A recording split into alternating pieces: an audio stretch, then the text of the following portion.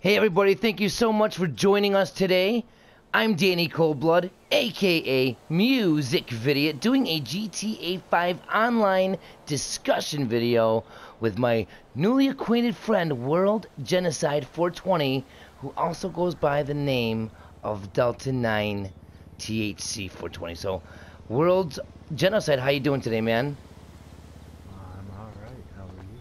I'm doing just great. You were just going over some pretty valuable information from some hard research that you've done, and I feel like this is just totally worthy of showing the community, people that haven't checked out your posts on Reddit, and maybe we can get a little bit closer to solving this mystery. So thank you very much for joining me. Thank you so much for willing to share your information with everyone. So No without problem, any I want to. Dude, that, man, I can't believe the shit you showed here. So yeah, without any further ado, just hit us up, let us know what's going on with this sundial. We have a sundial up top, and go ahead and just explain some of the shit you were telling me here, man. This, first off, this sundial here is actually, in real life, this is the Griffith Observatory in real life, not the Galileo Observatory. And this tall sundial right here is actually supposed to be a moon dial. I think right now, I think they're actually both moon dials. This one's supposed to be a sundial, this one in front here. So they made the moon dial and the sundial. Rockstar made them both moon dials, not one's supposed to be a sundial and one's supposed to be a moon dial. They're both moon dials, which points to something, obviously.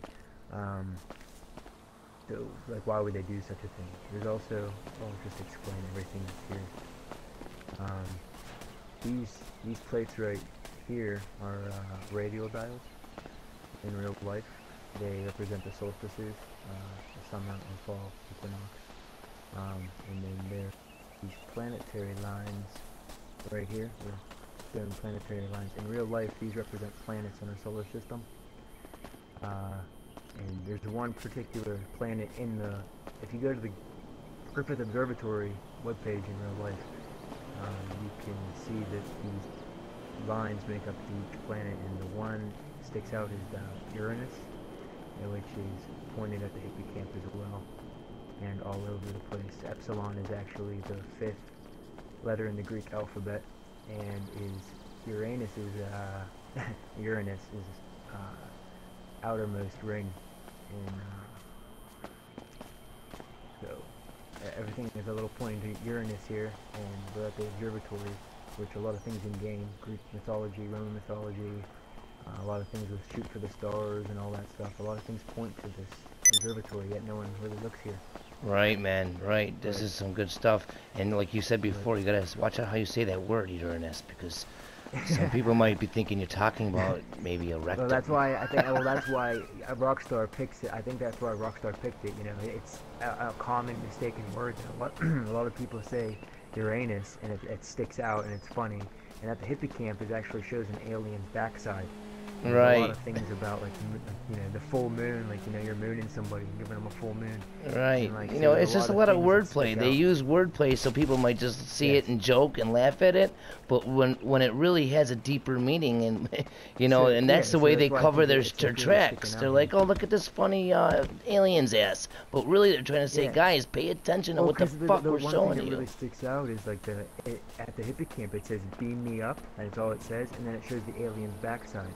So then when you're here, you think, okay, Uranus. A lot of people think Uranus, and so it's like, okay, beam me up, Uranus, and that is what it probably means. And here we have planetary lines that represent the planet Uranus. If you look on the observatory website, they kind of move these things around a little bit, but this, I kind of, like, studied it and figured out what they did here.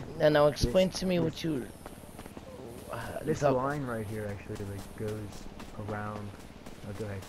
No, go good, good, good. Go ahead. What were you saying? Alright, this stone line right here by the electrical area and this ramp on the side, on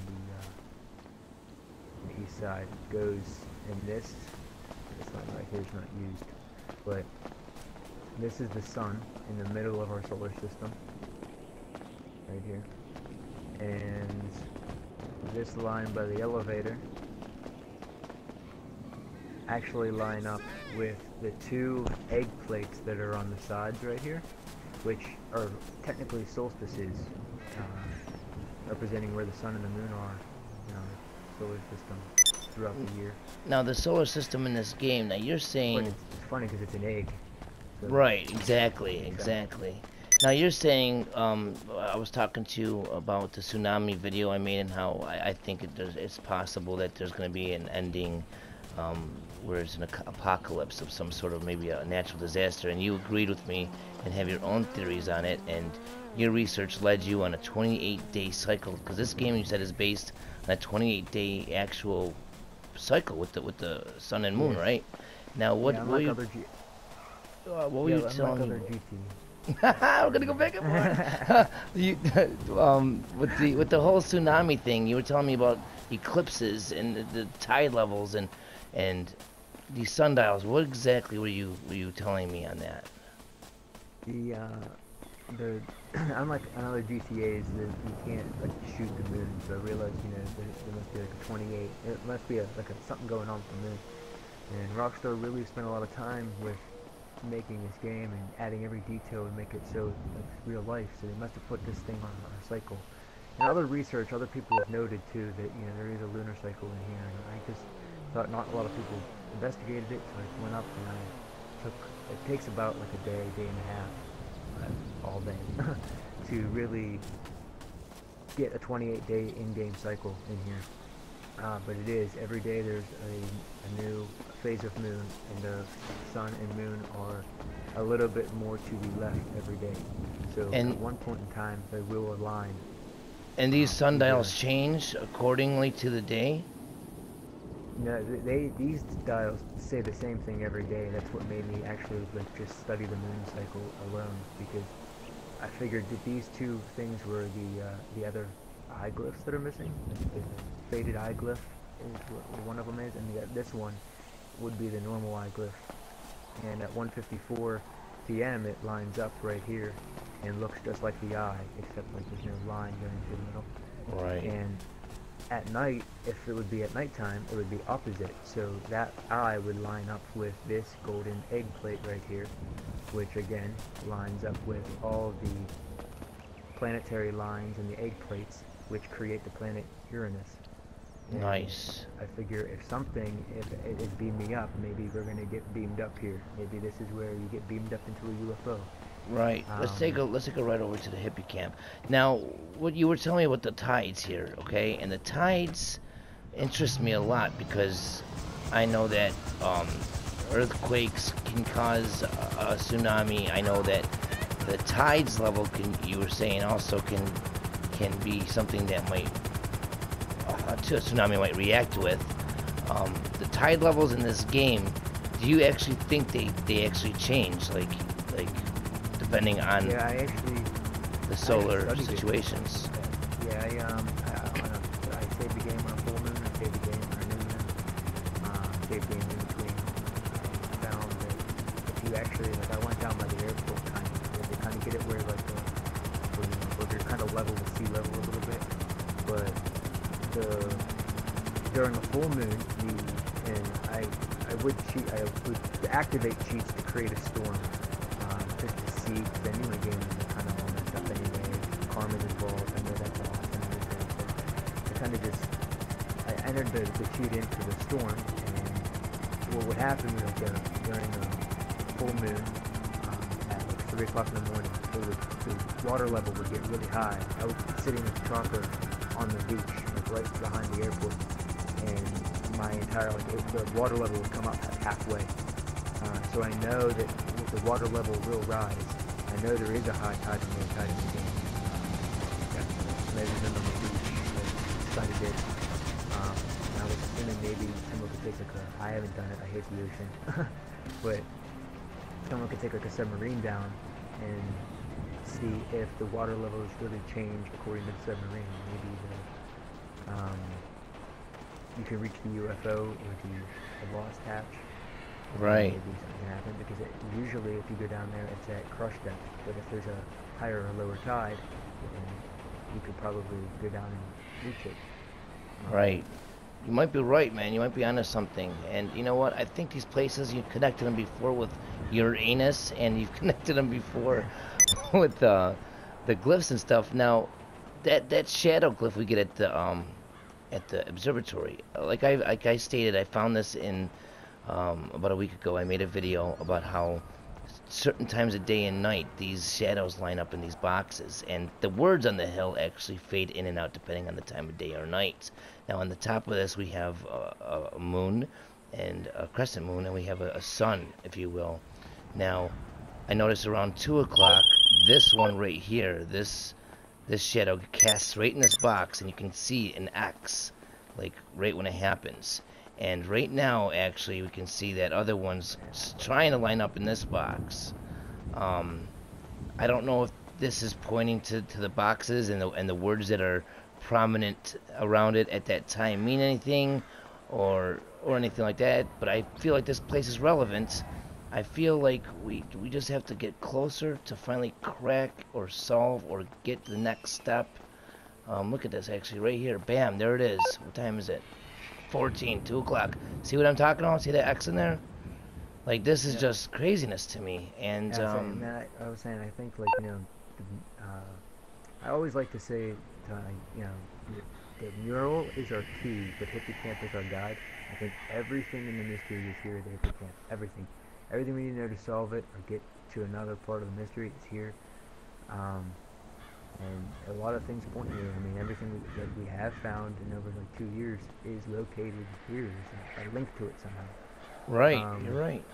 So I figure if the observatory shadows are pointing to either the missing eye glyphs that no one has found yet, or just, you know, shadows in general, then the Hippocamp is where it's going to be to show you what's happening. Like the clue.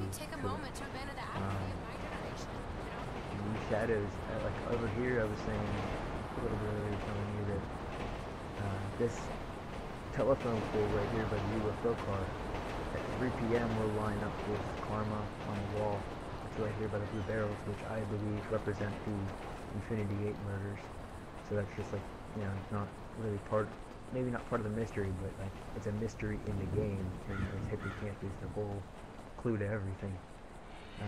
But you know, murder isn't good for karma, so I'm sure like they're trying to tell you that this shadow is lining up with karma on the wall here with all the other life, happiness, pleasure.